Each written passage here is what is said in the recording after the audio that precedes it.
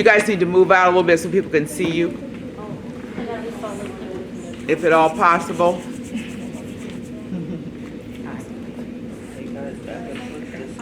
Shh.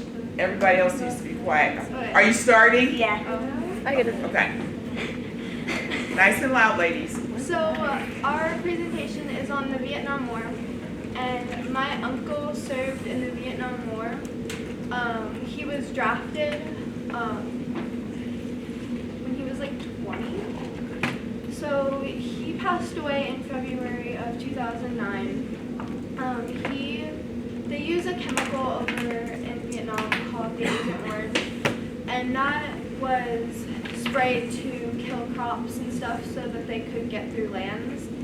And that Agent Orange was sprayed on many American soldiers along with Vietnam soldiers. And that ended up hitting him, and he got Lou Gehrig's disease from that, which took over his whole body, and like he couldn't talk, he couldn't move, he couldn't do anything. So he ended up passing away. So our first cause and effect of the Vietnam War is the domino effect. So the effect was that the Congress passed a resolution and the president declared war and they started bombing other cities. Why this happened? The U.S. believed that if one country becomes communist, then all of the other countries become communist. Second cause and effect is the world's powers met in Geneva to discuss about Vietnam. They ended up splitting Vietnam into North and South Vietnam. Why this happened? South Vietnam wanted to unite back with North Vietnam, but they couldn't, so they used the drop of American troops as a weakness and an advantage. And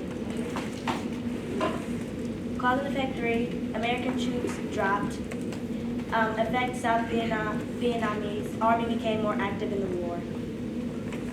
Why? North Vietnam had a communist government, and because of their leader, and the North and South Vietnam armies continue to have conflict with each other. Cause and effect 4, the French tried to take over North Vietnam because North Vietnam wanted independence. Why this happened? The North wanted to be granted freedom and independence, so the French used that as an advantage, but it did not succeed. This video basically is about this. Yeah, just go ahead and press it.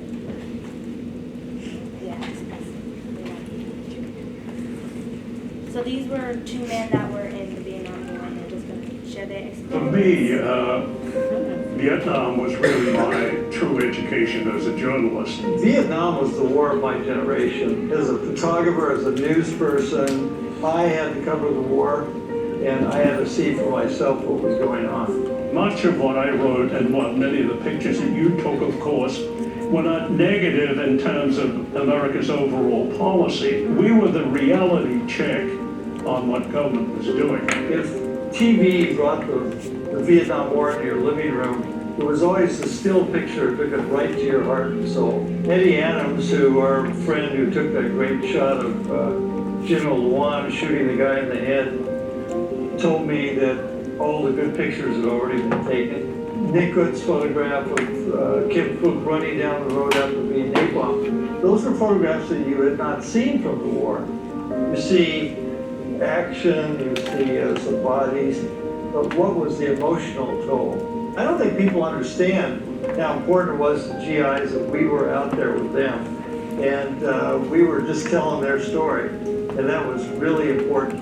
The newspapers' editors wanted that soldier's point of view, the perspective of what it was like being in the swamps of the Mekong Delta up to your neck at some points. I think the perspective I got on the war was very different the day I went into a Viet Cong village. What I found out was they had kids in the village, they were Viet Cong soldiers, they were sympathetic to the other side, but they were like everybody else. That was really a big deal because we couldn't cover both sides of the war.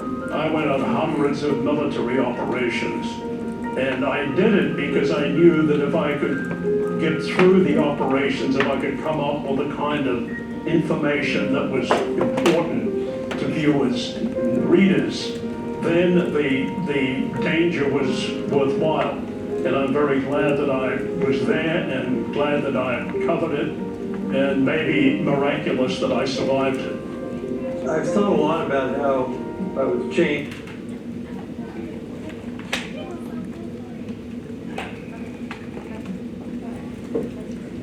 So some of the statistics that had to do with the Vietnam War was that 9 million military personnel were on duty, about 2 million Americans served, and as of April 2017, there were 1,611 Americans unaccounted for, but as of March 2019, that number dropped slightly with 1,589. The first quote is, Vietnam was lost in the living rooms of America, not the battlefield of Vietnam.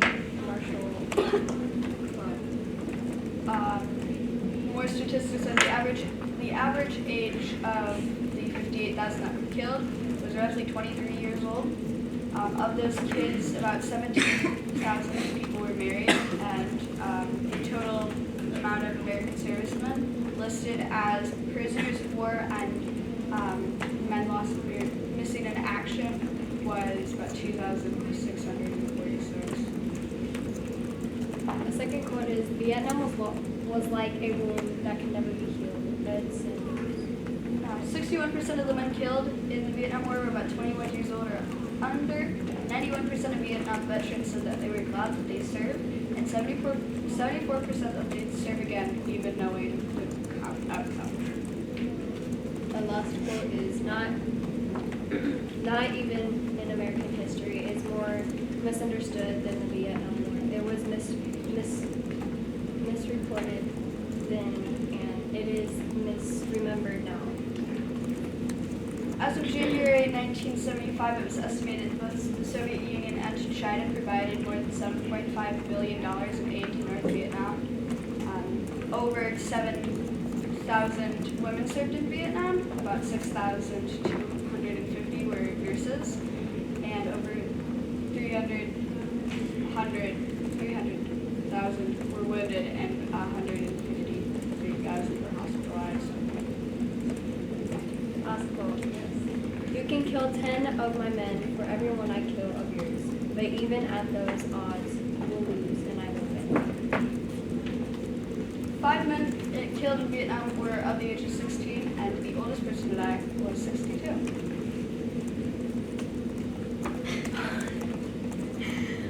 Our resistance will be long and painful, but whatever the sacrifices, however long the struggle, we shall fight to the end until Vietnam is full independent. Another video. This just describes how the fighting would have been in the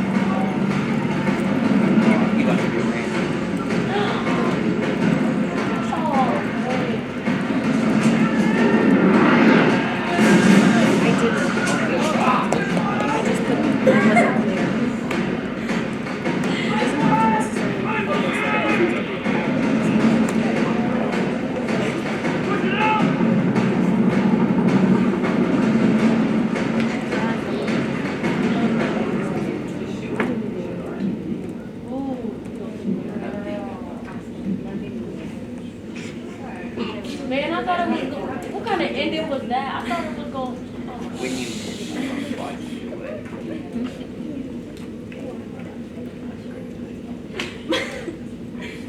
You know how to work a laptop. It's not working.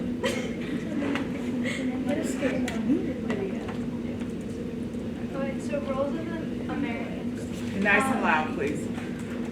Roles of Americans. So they used a lot of weapons and chemicals in the war.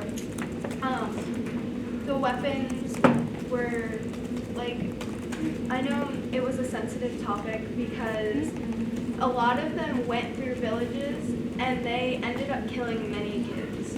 Like because they sent the kids to like with armed weapons. They sent these kids thinking, oh, they're not gonna shoot them. But they ended up having to shoot them because if they didn't shoot them, they were gonna shoot us. And then the chemicals would be more chemicals like the Agent Orange that was used. And these left highly significant and cost to many different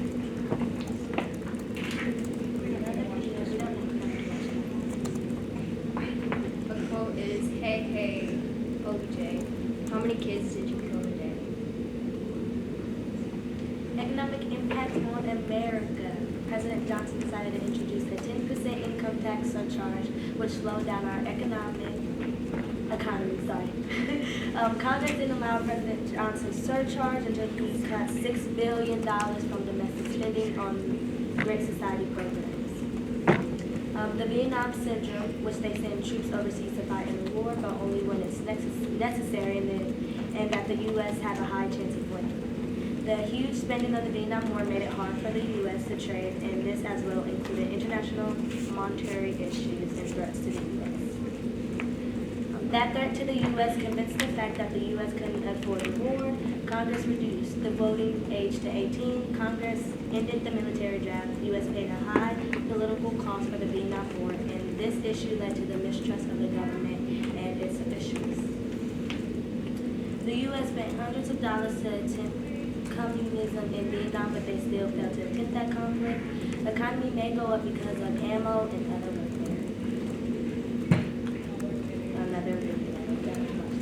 So impacts on the past would be PTSD. Many of the soldiers came back from the war with large amounts of PTSD. There was a large death toll, and then the war weakened the faith and confidence of the government. So impacts on the present would still be PTSD. Soldiers who came back from overseas ended with sicknesses, killing many of them, and along with loss of limbs.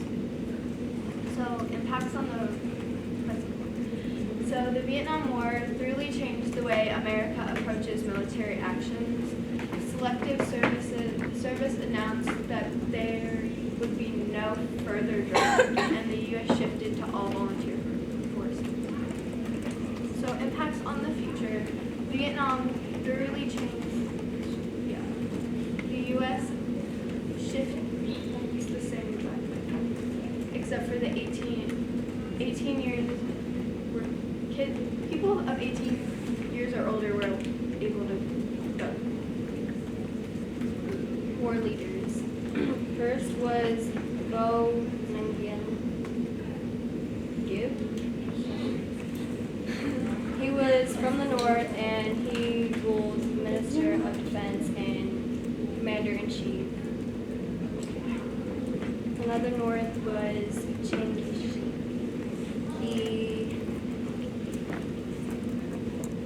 Just read it. The prepared for a military career first at the Poitin Military Academy in North China. He served in the Japanese Army. He became Commander-in-Chief and Polish Revolutionary Army. And then American soldier was William Westmoreland. He was the first made captain of his class upon graduation in 1936. He was commissioned a second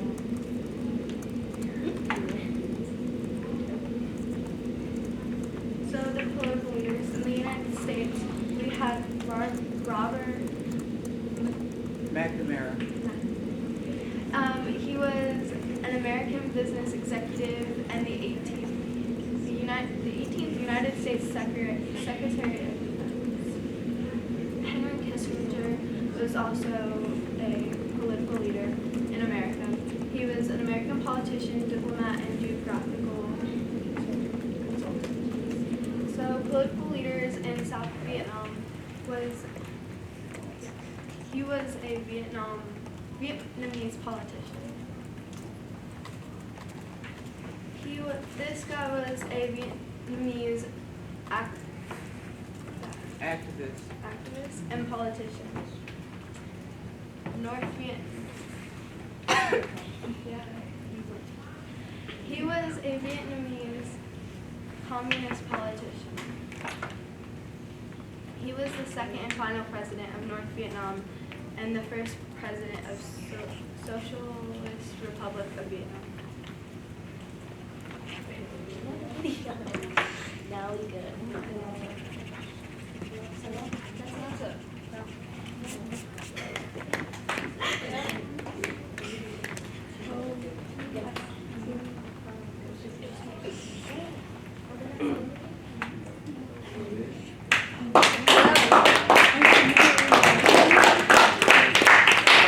Is someone coming to talk? That's it. That's it.